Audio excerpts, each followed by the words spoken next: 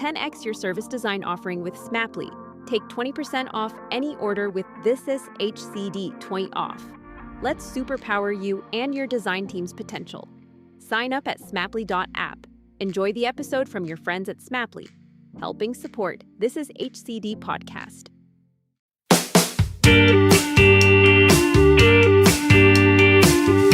Hello and welcome to another episode of This Is HCD.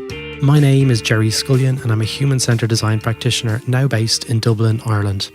As some of you will probably know, up until recently I was based in Sydney, and in my last few months in my time in Australia, I caught up with my next guest, Faruk Avdi, right next to the famous Bondi Beach.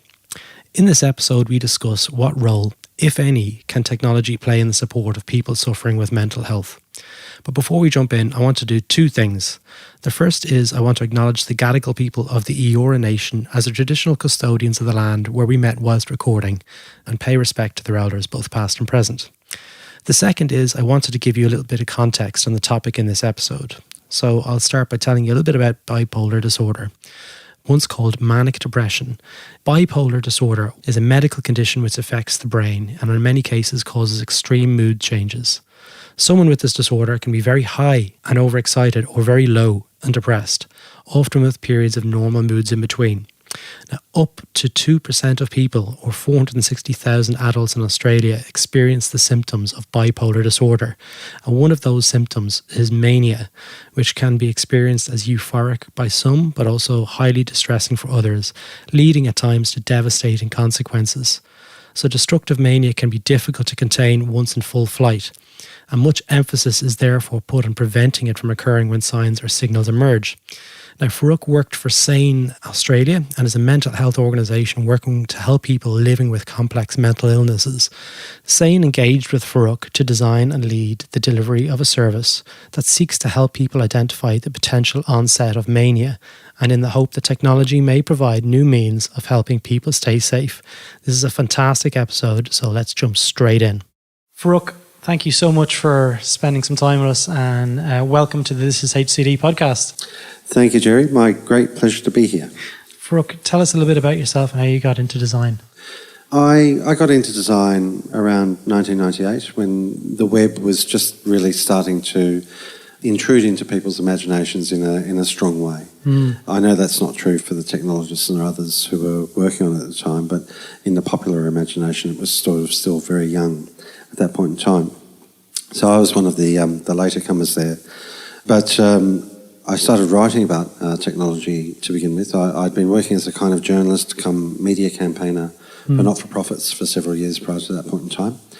And the web seemed a great way to communicate and to connect with people around the world. So I went off and I was freelancing as a writer for a year, writing about technology for a magazine called Desktop Magazine, and then that gave me the kind of momentum, I guess, along with some study, to go for a role with a software development company and work on what they called online simulations, training simulations, for business purposes, which were multi-branching, multi-linear kinds of stories. So today we are going to be discussing about your role in SANE Australia. We're going to be discussing how can technology assist people living with mental illness, and it's such an important topic. So tell us a little bit about your work that you're doing with SANE at the moment.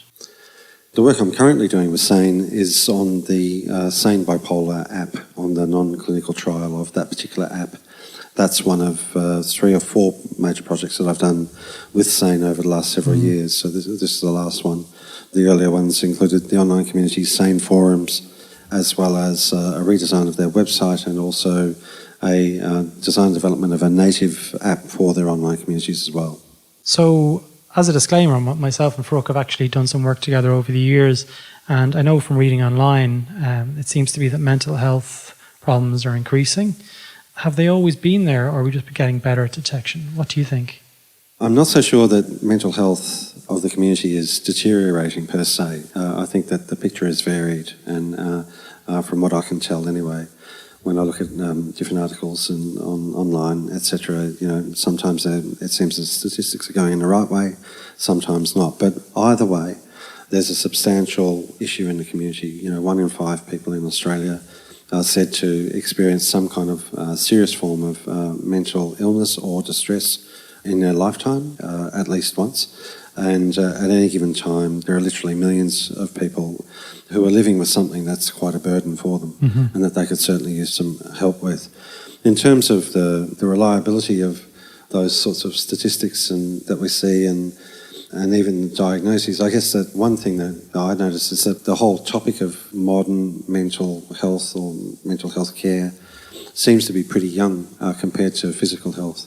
The history of physical health goes back a very long way in terms of the science and the learning associated with human physical health. But mental health as a topic really only seems to be, like in a way, very young, 120, 150 years old, somewhere around the time of Freud, give or take 30 or 40 years. Yeah. And so that means that a lot of the understandings I think are crude by comparison to our detailed knowledge of material matters, combined with the complexity of science not really being able to dig into what the mind actually is, because it's immaterial. So statistics and understandings bounce about quite a lot in terms of, what constitutes mental health, what doesn't, what constitutes a particular diagnosis, what doesn't, and how everyone in the world is actually faring against these sort of things. You were mentioned earlier before we started recording about the Bipolar app, where that came from and where it originated, and tell us about the product itself. Well, that's a hugely exciting project, Jerry. It came from basically a Greenfields brief from the executive of the organisation to say, look, we need to help people with bipolar disorder. That's what we'd like to do amongst the other people that Sane helps. Got some money that's available, a small amount of money, what can you do with it? Yeah. And so it was that broad. And so it's a nice email to get. Oh, it was fantastic. And so, of course, so the first thing I did was went out and I looked at, and this was back in, 2015, I think, looked at what else was out there, did as much research as I could, found out as much as I could about similar services, similar, research papers, university efforts, etc.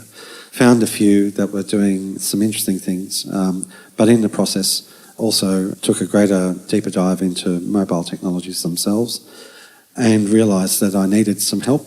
And so that was a great opportunity to build a partnership with a fellow called Dr. Rod Farmer, who was then the general manager at Isobar Sydney. Yeah. And I think he's at McKinsey now. Yeah, he's now at McKinsey. So Rod is a leading expert in Australia in design and technology when it comes to mobile services and a range of other things. But so Rod and I had worked together previously, and so I thought, we'll see if Rod's interested in kicking this one around, and he was, and so that was great. So I had a sort of a pro bono design buddy to work with just in that early kind of research phase. And then there was another person that became involved, and I can't name them because they wish to remain anonymous. That's fine. But this person also has design expertise, and they live with bipolar disorder.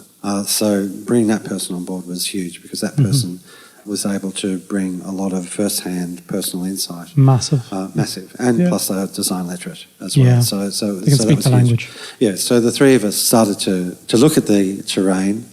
I meanwhile developed another partnership as well. I reached out to one of Sane's clinical advisory group, Professor Philip Mitchell, and he's the head of psychiatry at the University of New South Wales here in Sydney. And Phil was also available to kindly help with pointing us towards some very solid literature about bipolar and throughout the project in terms of validating certain ideas that we may have had, certain hunches, and helping us refine our various concepts. So the three of us looked at mobile technologies, looked at the bipolar disorder itself, various symptoms, and started to try and looked at the highest kind of impact areas, looked at the areas in terms of bipolar disorder that had the greatest evidentiary basis below them. Was that data kept within Sane? That data actually I encountered in a conference that I attended in Sydney. It was forgive me, I can't remember the name of the conference. I'll drop it into the show notes. That's right. But it was at Sydney University, and it was, I think, late in 2016. And there was a weekend conference, and they had some experts from all around the world, including some Australian experts. Phil Mitchell again, Professor Phil Mitchell was there, as well as Ian Hickey. And anyhow, the one key thing I took away from that conference was that it certainly seemed that the diagnosis of bipolar disorder itself was still kind of a bit problematic on the one hand, but on the other hand, what they could be sure of with the empirical evidence was that mania was very clearly an issue for certain people, and that depression very clearly was an issue for certain people as well, and that for certain sets of people they came together. So thus the bipolar. Yeah. So a number of people experienced the two of them, and often one after the other. Wow. So that was useful information as well. Because so much has been done on depression, or is focused on helping with depression in Australia, we looked at mania as a particular problem, and we were looking for something that might have an empirical tell, something that we might be able to infer or detect via other kind of signals, using the rich array of sensing and recording abilities that are found on a contemporary mobile. And so mania is what we chose to focus in on. And not mania once it's kind of full-blown. Really what we wanted to focus on was the potential onset of mania, so that we could actually intervene at a point or give people in that situation, both someone living with bipolar and maybe others who are in loving relationship to them, to give those people an opportunity to take some action on trying to prevent the full-blown onset of mania. When I'm talking about mania here, also I'm talking about mania that's experienced as distressing, not mania that's experienced as a good thing or as euphoric. Yeah. There are certainly some people out there that experience mania and they really enjoy it. And there's a smaller set that have no other kind of consequence. And that's just like, well, that's fantastic for them. But there are other people who experience mania and they experience it in a very distressing way.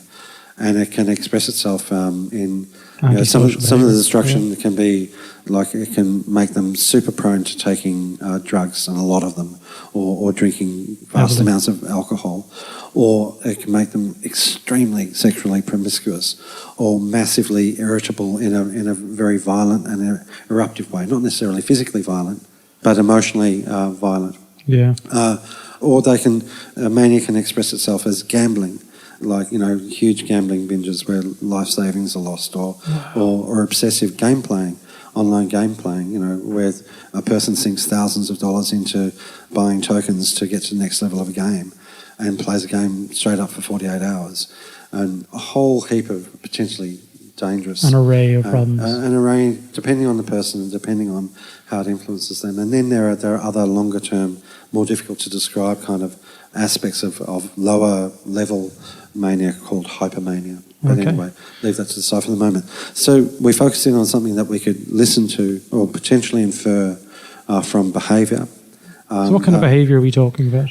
We were thinking about mobile technology, and we were thinking about the ubiquitous presence that a mobile device has in somebody's life these days, and all of the sensors that it's got. And so we know that, for example, mobiles can tell where they are. They can tell when they're moving and how fast they're moving and what cadence they're moving. We know that mobiles can tell things like the luminosity of a room, and that's before you get to what it can hear and what it can sense in terms of the interactions that occur with it as a device, as well as the interactions that happen with certain types of apps. So the kinds of things that we could listen to in terms of people potentially experiencing the onset of mania, really what we were going to look for were a change in pattern fundamentally. So a change in pattern where a person might have been interacting with their phone to X volume, X times a day, with X intensity in terms of, say the numbers of texts sent or the number of phone calls taken and the time that they were doing things. We could listen to all of those variables and infer a pattern when they were well, or when they felt that they were well, and to see a shift in that pattern to when they felt that they weren't well or experiencing mania. So how would it work, Faruk? So would somebody do an installation of this app and give permissions then for it to kind of listen? That's correct. So we managed, with the kind and very generous support of Gandalf Philanthropy, which is a philanthropic organisation in Australia, SANE was able to fund essentially a minimum viable product version of this service, and what we called a non-clinical trial that ran for 3 months until the end of last year, 2017. And so during this period, people basically, they registered their interest for the service. Then, because of we needed to learn from the experience, and we had I think we had around 320, 330 people register for it, which was an implied kind of, with partners, was a potential 600 people to participate in the trial. So those 330 people they're sufferers of bipolar disorder? They were indicating that they were living with bipolar disorder. That's correct. And we put them through a pre-trial survey, which was quite extensive, and we saw some numbers drop off during that period. Meanwhile, we did some design research, and so we were still designing the app, so that there was some contextual inquiry, a little bit of usability testing, plenty of participatory design with involving a design partner, the firm Mobile Experience, Oliver Weidlich's crew there, and Jay Montoni worked with us, and also we got a company called the Project Factory involved to do the build, and they're based in Sydney here as well. So there was quite a bit of participatory design there whilst these other sign-up type events were occurring. And once we had the app ready, which was a bit later than we expected, then we let people know that they could download it from Google Play. So they installed it from Google Play via their Android device, because Android was the only platform that we could listen to in the way that we needed to. Apple was far more of a closed shop, iOS. So it was download, install from Google Play, and then go through an onboarding process, and part of that onboarding was to provide the app with a series of permissions to be able to listen to certain things. Wow. So what were the key learnings? What did you learn after the 3 months of the trial? Well, still working my way through the data, literally. You've got the data in front of you. Yeah, I've got the data in front of me right now, and there's reams of it, But look, there were learnings in a multiple of categories. There were learnings in terms of the design of the service. There were learnings in terms of the build. There were learnings in terms of how people were using it. The chief purpose of the MVP in so many respects was in typical lean kind of fashion. Hypothesis driven. Exactly. We were trying to see if our value hypotheses were accurate, and I think there's enough evidence to say very soundly that our value hypotheses were accurate. But there's still a lot of other stuff in there that we need to process. There's a lot of synthesis and analysis probably to be done. It's going to be quite a rich data set, I imagine, after 3 months with 330 people. Absolutely. Well, it wasn't 330 people that went through into downloading the app. Okay. By the time we got to releasing the app, there was a gap, and we got some attrition in terms of the length of the survey, but also people realising that Android was actually the platform and not iOS. And despite us, saying that over and over in various forms, people still kind of didn't get it right up until the moment of needing to download it. So what was the outcome? Just to touch on the actual MVP. So someone installs it, it does listening and watches for your behavioural shifts. What's the outcome for the user? What do they get? Do they get alerts, or what does that look like? Yeah, so in the MVP, they got basically the ability to look at their data in different time aggregates, so of a month, of a week, and of a day. And the day view was very detailed, and they could see basically a visualised report on their activity, their interaction during the day, and their interactive pattern and the intensity of what was going on. And as part of that, also part of the setup, we got them to indicate certain things about their preferences for sleep and rest, and mainly, and we could report back on that, comparing the data with those preferences. Wow. And we could also send alerts on that basis. Now here I can mention the partner component. So the app was designed on the basis of two insights. One was the rather more obvious one about the ubiquity of mobile devices, but also us identifying a potential place of intervention in the cycle of living with bipolar disorder, of that moment of the potential onset of mania. So that was one insight. The other insight, however, and this came out of the user experience research that we did, but also out of a wide range of other readings that I had done, and also that intersected with a series of readings that Rod had done as well. The concept of dialogue, the concept of relationship. The insight essentially is that we're in relationship. The degree to which we're in relationship and feel good about those relationships is a very big part of our sense of distress or non-distress in life, or sense of well-being or non-well-being. Yeah. And a lot of the detrimental, the distressing impacts of mania with folks living with that occurred in the area of relationship as well. So work relationships or interpersonal relationships, or if you wanted to look at another way, relationship with self. So out of that, we constructed a social dimension to the service whereby the person or the primary user living with bipolar disorder could share the app data in its entirety, and including its notifications with one or more other people in their life. Fully in control of that. They could switch it off at any given time, but they could share that if they wanted to. Wow. So the person who was a partner in the trial, so we could only accommodate one person for the MVP, but that person would also download the app. They'd have a particular trial ID that was associated with their primary user or the person living with bipolar disorder, and they would see exactly the same data and get exactly the same alerts and notifications. Right, it sounds fascinating. That sounds really amazing. And presumably they could then share that with their doctor or their psychologist. That's correct. They could export the data at the end of the trial, but let's imagine that it's a service out in the wild. Should SANE be fortunate enough to go the next step with this, which I truly hope they can, then once it's a full-blown service, then yes, that data would be made available to clinicians, again, under the control of the person whose data it was, living with bipolar disorder. They could share that historical data with their clinicians and various ways of looking at it as well. So there's a whole huge potential there for spanning into that whole kind of psychologists being able to moderate and manage multiple people. And well, I don't know about the word moderate there. I mean, so it's not like the forums in that sense. So, you know, and there are kind of interesting legal and duty of care issues that emerge, which we looked at very carefully with some lawyers and also a couple of clinicians in terms of a person sharing their data real time with their clinician.